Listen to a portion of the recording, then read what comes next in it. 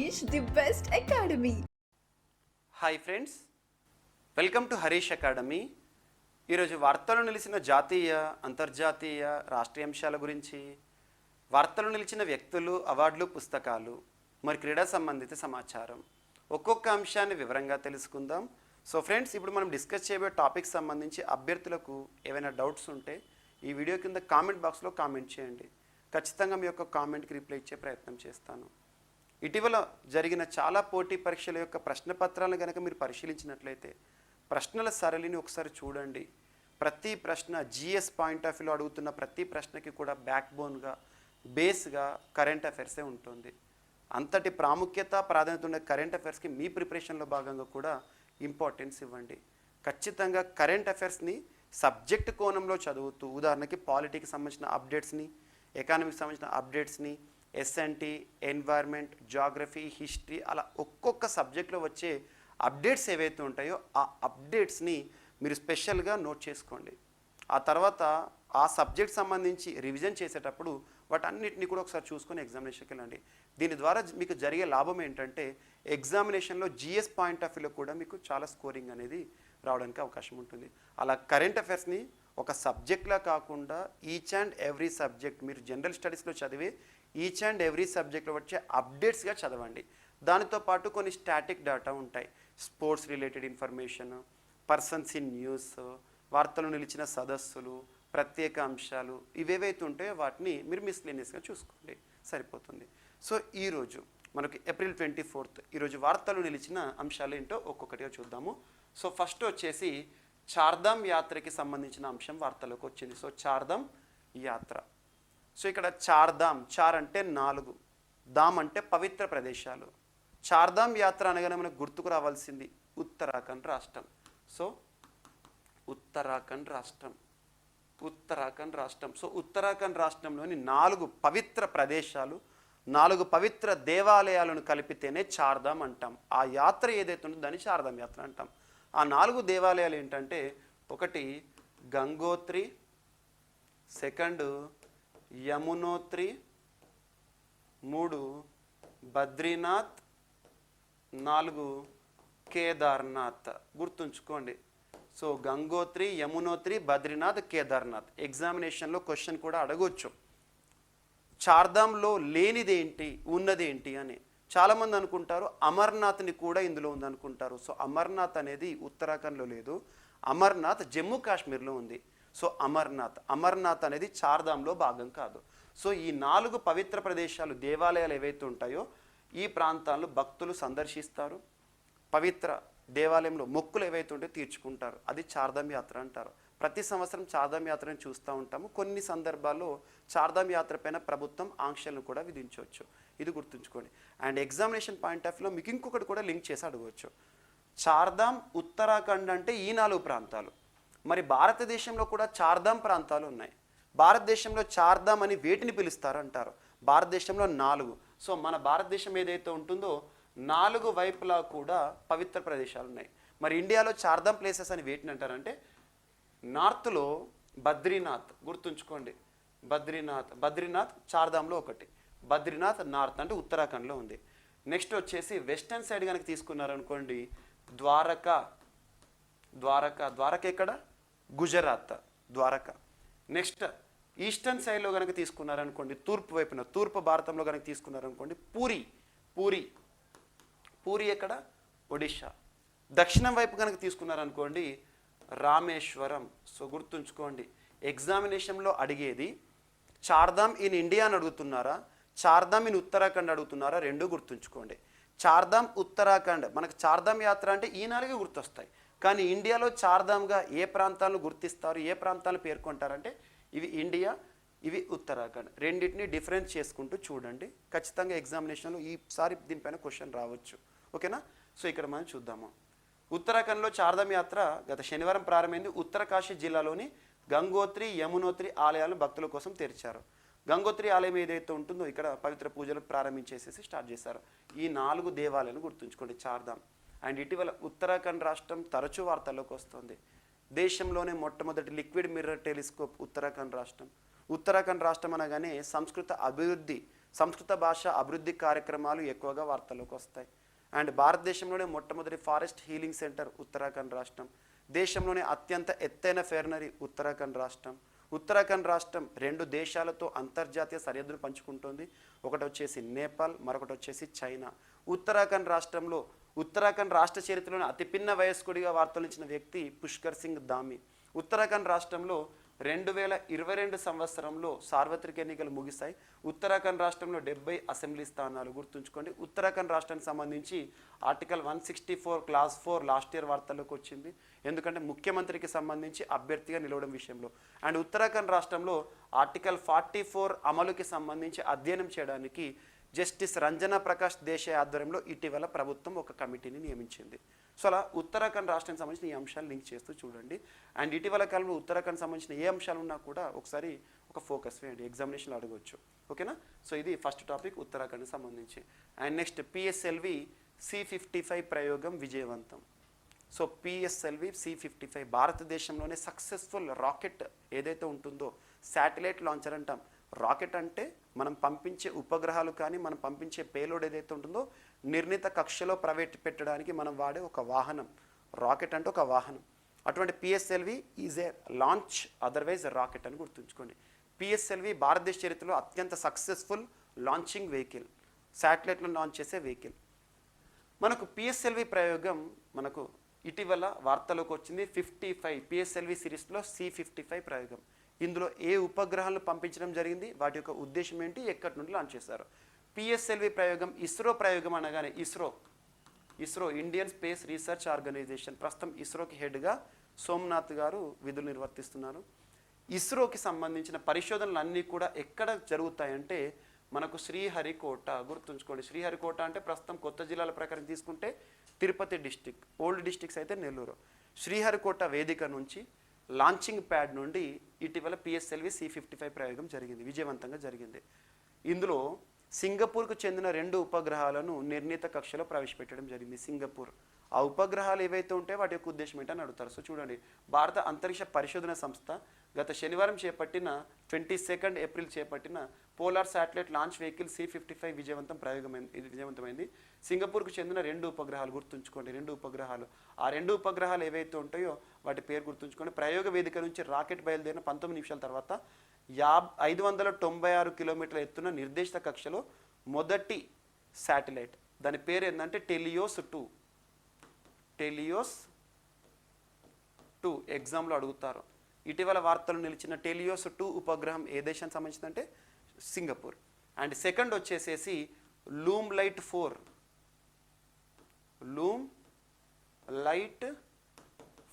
ఈ 2 ఉపగ్రహాలు గుర్తుంచుకోండి. ఇవి మెయిన్ ఈ లాంచింగ్లో, ఈ ప్రయోగంలో ప్రధాన ఉపగ్రహాలు ఇవి. సో సింగపూర్కి సంబంధించిన ఉపగ్రహాలు నింగిలోకి, కక్షలోకి ప్రవేశపెట్టడం జరిగింది. వీటి యొక్క ఉద్దేశం ఏంటంటే సింగపూర్కి ఏ సేవలు ఇస్తాయంటే ఉపరితలాన్ని నిరంతరం పర్యవేక్షించడం. ఎర్త్ అబ్జర్వేటరీ శాటిలైట్ అంటారు. ఎర్త్ అబ్జర్వేటరీ అంటే మనకు ఏదైతే ఉంటుందో భూ ఉపరితలాన్ని నిరంతరం కూడా పరిశీలించే ఉపగ్రహం.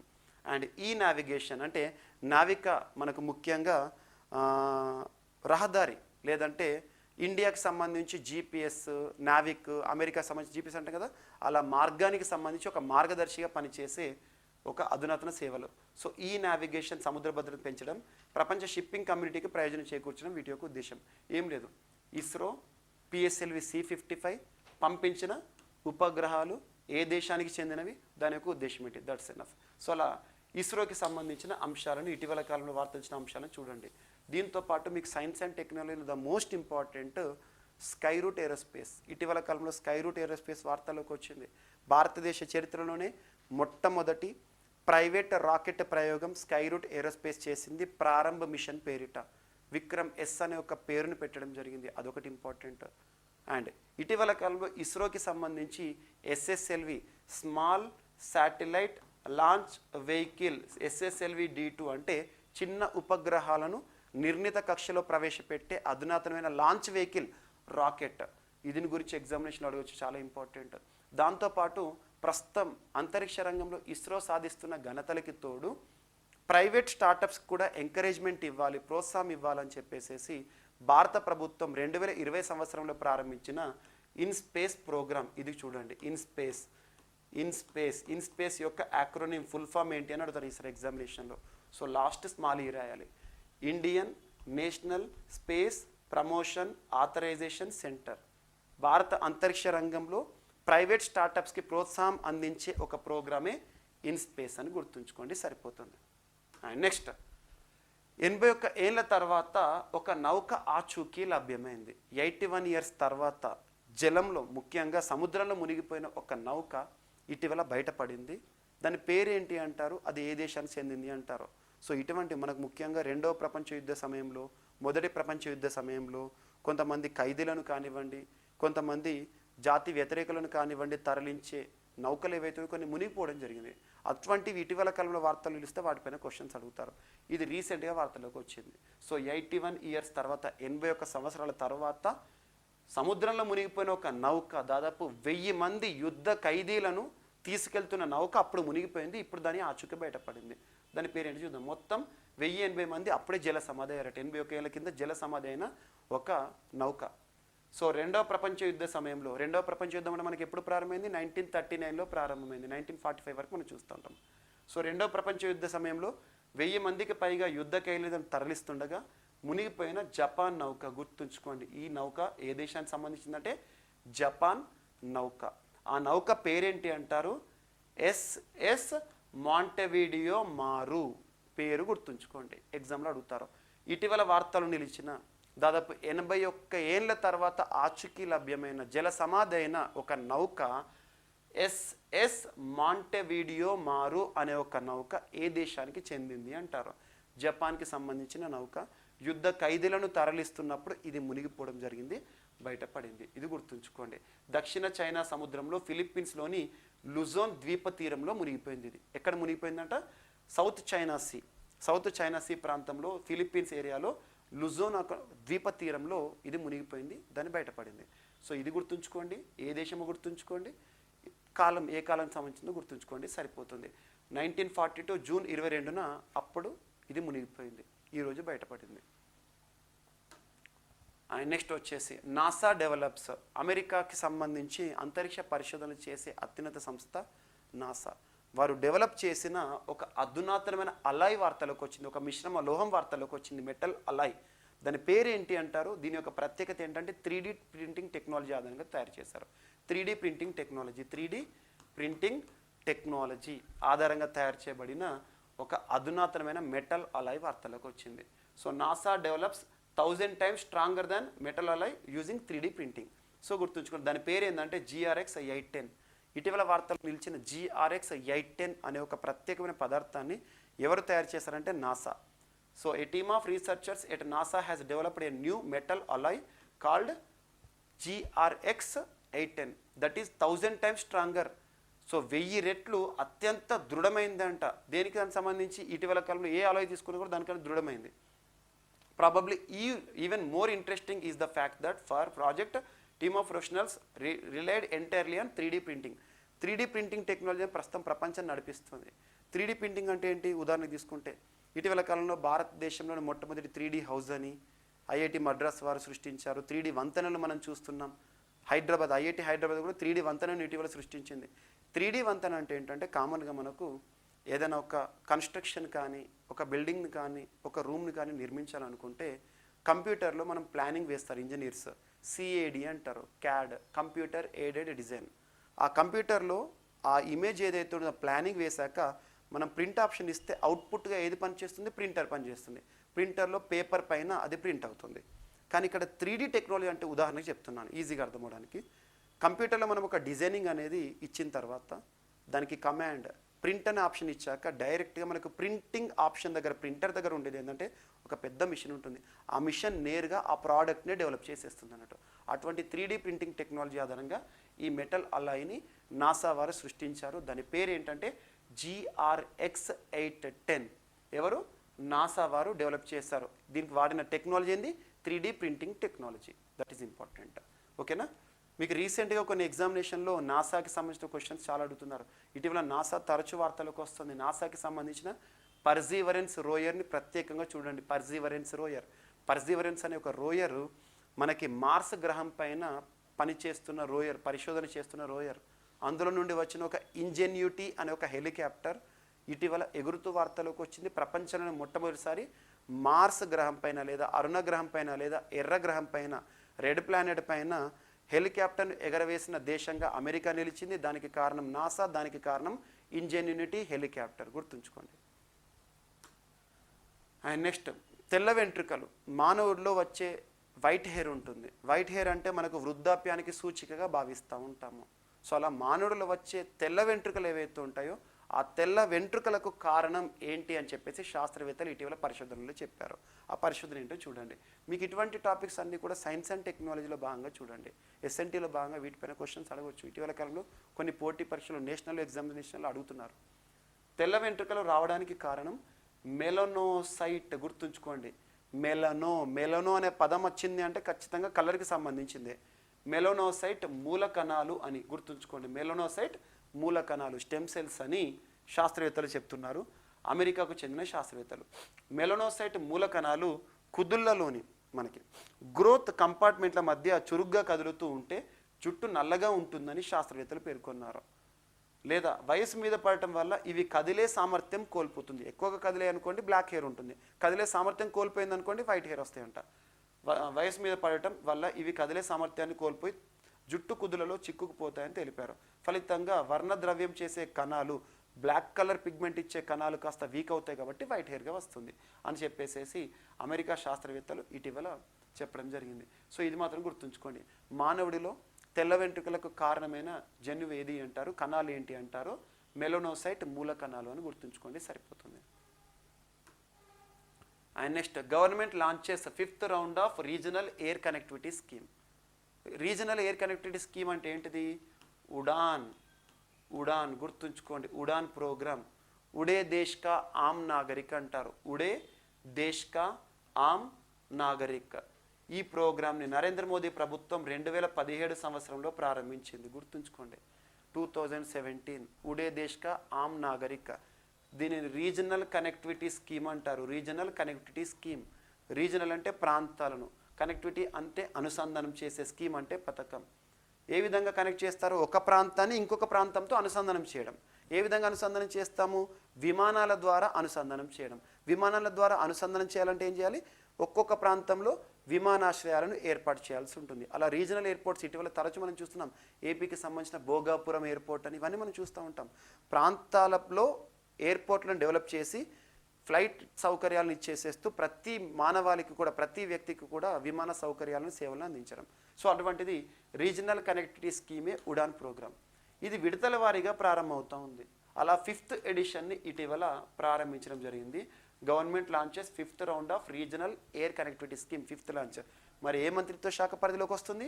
మినిస్ట్రీ ఆఫ్ సివిల్ ఏవియేషన్, గుర్తుంచుకోండి. మినిస్ట్రీ ఆఫ్ సివిల్ ఏవియేషన్, పౌర విమానయాన మంత్రిత్వ శాఖ. ప్రస్తుతం కన్సర్న్ పర్సన్గా కేంద్ర మంత్రిగా ఎవరు విధులు నిర్వర్తిస్తున్నారంటే జ్యోతిరాదిత్య సింధియా గారు.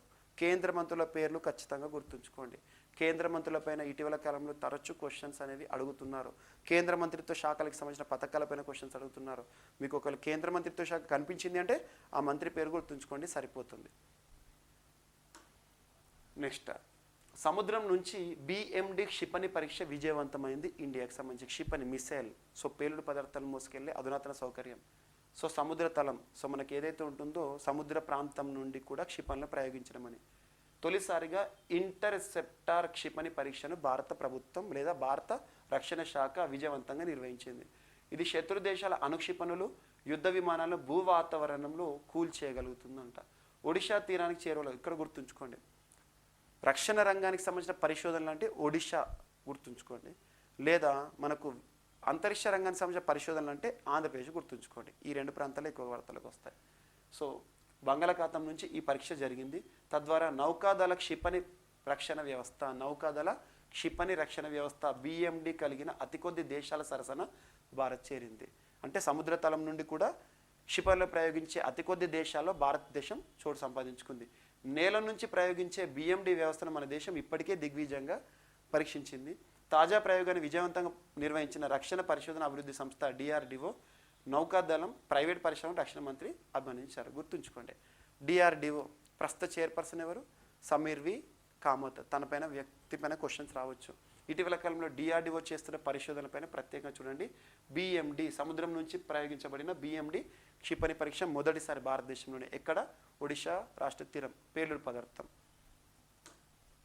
And ministry of health proposes 100 streets. So street ఫుడ్కి సంబంధించి మనందరికీ తెలుసు, వీధుల్లో దొరికే చిరు వ్యాపారులు ఏవైతే ఉంటాయో చిరుతిండ్లు ఉంటాయి, జంక్ ఫుడ్స్ అంటాం మనం. అటువంటి స్ట్రీట్ ఫుడ్స్ని, నాణ్యమైన ఆహార పదార్థాలను అందించాలి భారతదేశంలోని పౌరులకు అని చెప్పేసి ఒక ప్రత్యేకమైన చొరవను, ఇనిషియేటివ్ని భారత ప్రభుత్వం తీసుకుంది. ఏ మంత్రిత్వ శాఖ అంటే మినిస్ట్రీ ఆఫ్ హెల్త్. గుర్తుంచుకోండి, మినిస్ట్రీ ఆఫ్ హెల్త్, కేంద్ర వైద్య ఆరోగ్య మంత్రిత్వ శాఖ. దాంతోపాటు మినిస్ట్రీ ఆఫ్ అర్బన్ అఫైర్స్, కేంద్ర పట్టణాభివృద్ధి మంత్రిత్వ శాఖ. ఈ 2 మంత్రిత్వ శాఖల సహకారంతో ఒక ఇనిషియేటివ్ వార్తలకు వచ్చింది. అదేంటంటే 100 స్ట్రీట్స్. 100 స్ట్రీట్స్. స్ట్రీట్ అంటే వీధి, గల్లీస్ అంటాం కదా. దాదాపు భారతదేశంలో 100 స్ట్రీట్స్ని ఎంపిక చేయాలి. ఎంపిక చేసేసి అక్కడ ప్రభుత్వ సహకారంతోనే ఆహార పదార్థాలు విక్రయించే కేంద్రాలను ఏర్పాటు చేయాలి. దీనిలో క్వాలిటీ ఏ విధంగా మెయింటైన్ చేయాలంటే FSSAI, food safety standards authority of India వారి గైడ్లైన్స్ ఆధారంగా నాణ్యమైన ఆహార పదార్థాలను అందించాలనే ఉద్దేశంతో. మరి అలా ఒక్కొక్క ఫుడ్ స్ట్రీట్ని డెవలప్ చేయడానికి కేంద్ర ప్రభుత్వం ఎంత మొత్తంలో సాయం చేస్తుందంటే ₹1 కోటి సాయం చేస్తుందంట. సో చూడండి, ఫినాన్షియల్ అసిస్టెన్స్, ఆర్థిక సాయం ఎంత? 1 crore per food street to be offered to the states and union territories. ఒక్కొక్క ఫుడ్ స్ట్రీట్ని డెవలప్ చేసే రాష్ట్ర ప్రభుత్వాలు, కేంద్ర పాలిత ప్రాంతాలకు కేంద్ర ప్రభుత్వమే ₹1 కోటి, ఒక్క స్ట్రీట్కి, ఒక స్ట్రీట్ ఉంటుంది కదా, ఒక స్ట్రీట్లో ఫుడ్ సెక్టార్ని డెవలప్ చేయడానికి ₹1 crore నిధులను కూడా అందిస్తారంట. గుర్తుంచుకోండి, ఈ పాయింట్ గుర్తుంచుకోండి. ఏ మంత్రిత్వ శాఖలు గుర్తుంచుకోండి? 100 ఫుడ్ స్ట్రీట్స్ని దేశవ్యాప్తంగా మొదటి విడతలో ప్రారంభిస్తారు. సక్సెస్ఫుల్ అయిందనుకోండి, ఇది పైలట్ ప్రాజెక్ట్ సక్సెస్ అయిందనుకోండి, దేశవ్యాప్తంగా విస్తృతం చేస్తారు. అలా నాణ్యమైన ఆహార ప్రమాణాలను పాటిస్తూ ఆహార పదార్థాలు విక్రయించే చొరవ. ఓకేనా? అండ్ నెక్స్ట్ వచ్చేసి Bhubaneswar to host 4 nation inter continental cup in June. Bhubaneswar ఎక్కడ? ఒడిషా రాష్ట్రం. ఒడిషా రాష్ట్రం పైన ప్రత్యేక శ్రద్ధ చూపండి. ఇటీవల క్రీడలకి సంబంధించి ఒడిషా రాష్ట్రం తరచూ వార్తలకు వస్తుంది. భారతదేశంలోనే కాదు, ప్రపంచంలో అతిపెద్ద హాకీ స్టేడియం ఇటీవల ఒడిషా రాష్ట్రంలో వార్తలకు వచ్చింది. January 5, 2023 Birsa Munda hockey stadium. ఆ స్టేడియంలో ప్రారంభమైన హాకీ ప్రపంచ కప్ ఇటీవలే ముగిసింది. కాబట్టి ఒడిషా ప్రస్తుతం భారతదేశంలో హాకీకి అఫీషియల్గా స్పాన్సర్గా విధులు నిర్వర్తిస్తున్న రాష్ట్రం. అటువంటి ఒడిషా రాష్ట్రంలో ఇంటర్ కాంటినెంటల్ కప్, దేనికి సంబంధించిన కప్ ఇది అంటే hockey world cup. After successful hockey world cup అంటే హాకీ వరల్డ్ కప్ నిర్వహించిన తర్వాత ఒక ఫుట్బాల్ కప్ని నిర్వహించబోతోంది ఒడిషా రాష్ట్రం.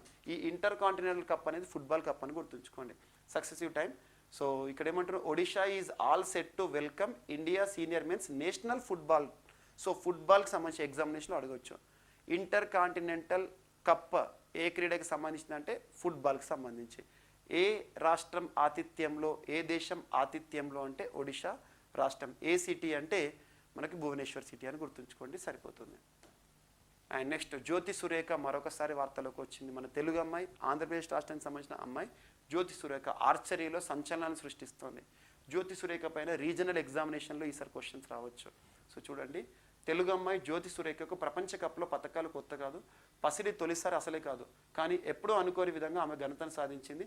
ఇప్పటి వరకు ఇది గుర్తుంచుకోండి, ఇప్పటి వరకు టీం విభాగాల్లో అత్యుత్తమ ప్రదర్శన చేసిన సురేఖ మొదటిసారి వ్యక్తిగత విభాగంలో కూడా స్వర్ణ ధమాకా మోగించింది. ఆర్చరీ ప్రపంచ కప్ గుర్తుంచుకోండి, ఆంటాలియా వేదిక జరిగిన ఆర్చరీ ప్రపంచ కప్లో ఆమె 2 స్వర్ణాలతో ముగిసింది. 2 స్వర్ణాలను గెలుచుకుంది. వ్యక్తిగత అంటే ఇండివిజువల్ కేటగిరీ. అంతకుముందు టీమ్ ఈవెంట్లో గెలుచుకుంది, అందులో బృందంలో తను ఒక సభ్యురాలు. కానీ ఇప్పుడు వ్యక్తిగతంగా సొంతంగా పథకాలు గెలుచుకుంది. గుర్తుంచుకోండి, ఆర్చరీ ప్రపంచ కప్లో వెన్నం జ్యోతి సురేఖ బాణాలు ఆర్చరీలో సంచలనంగా నిలిచాయి. గుర్తుంచుకోండి, క్వాలిఫైయింగ్లో 713 పాయింట్లతో అగ్రస్థానంలో నిలిచి ఎవరైతే ఉంటారో తనను కూడా ఢీకొని జ్యోతి సురేఖ వ్యక్తిగత టీం పసడాలు కైవసం చేసుకుంది. సో గుర్తుంచుకొని జ్యోతి సురేఖ ఏ క్రీడకి, ఇక్కడ జ్యోతి సురేఖ సంబంధించి ఏమడుగుతారంటే ఇటీవల తరచు వార్తలకు వస్తున్న జ్యోతి సురేఖ తెలుగు అమ్మాయి వెన్నం జ్యోతి సురేఖ ఏ రాష్ట్రం అంటే ఆంధ్రప్రదేశ్. ఏ క్రీడకి సంబంధించిన వ్యక్తి అంటారు, క్రీడకి సంబంధించిన వ్యక్తి, ఇది ఒక్కటి పెట్టి అడుగుతారు. ఏ టోర్నమెంట్లో గెలుచుకుందని అడిగారు. జ్యోతి సురేఖ ఏ క్రీడా విభాగంలో గుర్తింపు పొందినవారు అంటారు. సో ఆర్చరీ అని గుర్తుంచుకోండి. సో బాణం సంబంధించి. సో ఇవి ఫ్రెండ్స్ మనకు ఈరోజు వార్తల్లో నిలిచిన అంశాలు. మిస్లెనియస్ అంశాలు ఏమైనా మిగిలిపోతే మనక రేపటి క్లాస్లో యాడ్ చేసి మళ్ళీ నేర్చుకుందాం. రేపు కలుద్దాం. Thank you.